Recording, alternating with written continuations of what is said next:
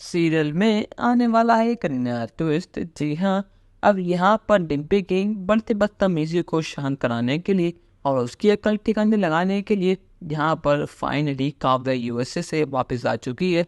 और यहाँ पर जैसे ही काव्या शाह हाउस पहुँचती है और यहाँ पर हमारा टीटू बाहर खड़ा होकर रो रहा होता है, उसकी आंखों में आंसू होते हैं और वो अपने किस्मत पर अपने प्यार को कोस रहा होता है। वो कहता है कि आखिर मैंने क्या गलती करी थी, मैंने डिम्पी से इतना प्यार करा पर लेकिन आखिर माँ के मुझे क्या मिला। यहाँ पर काव्या टीटू को इस हाल में देखकर बहुत परेशान होती है। वो कहते हैं कि टीटू आखिर बात क्या है। यहाँ पर टीटू अपने आंसू पहुँचता है और वो कहता है कुछ नहीं काव्या, शायद मेरी आंखों में कुछ चला गया था जिसकी वजह से तुम्हें लग रहा है कि मैं रो रहा हूँ, पर लेकिन मैं रो नहीं रहा।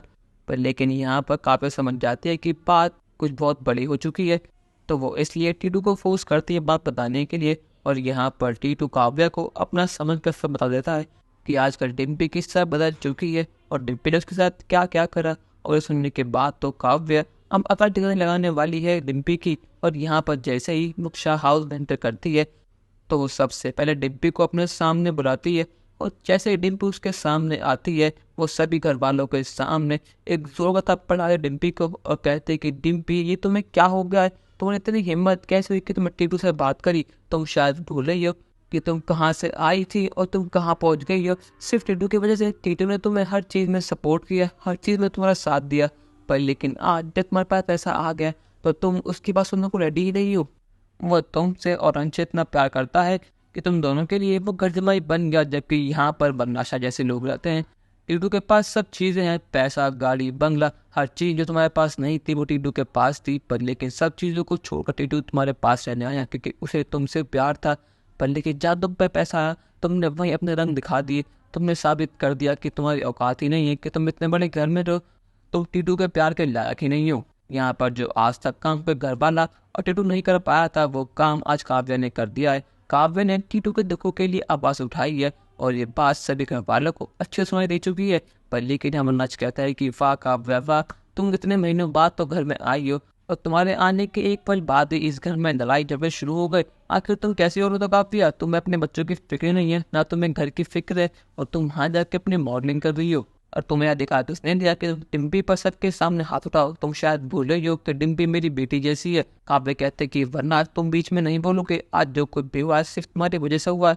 आज तुमने डिम्पी को बिगाड़ा है, तुमने अंश को बिगाड़ा है और तुम जानबूझकर डिम्पी और अंश को भड़काते हो टीटू के खिलाफ, ताकि ये दोनों उसके पास जाए ना कभी।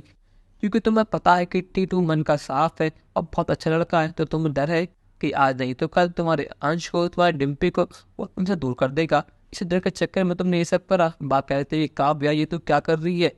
अरे किसी पराए लड़के के लिए तो इस पर हाथ क्यों उठा रही है? तुझे बात पता भी नहीं है। काव्य कहते कि बा आप तो रहने दीजिए, आपसे तो दोगलेबाज मैंने कभी देखी नहीं। आपने बापूजी को वहाँ जीने मरने के लिए छोड़ दिया और जब अनुपमा ने बापूजी का साथ दिया, उन्हें वो प्यार दिया जो उन्हें आप तक कभी मिला ही नहीं इस घर से, तो आपको उससे दिक्कत होती है। आपको लगता है कि अनुपमा ने आपको बापूजी को अलग कर दिया, पर लेकिन असल में आपका प्यार नकली था।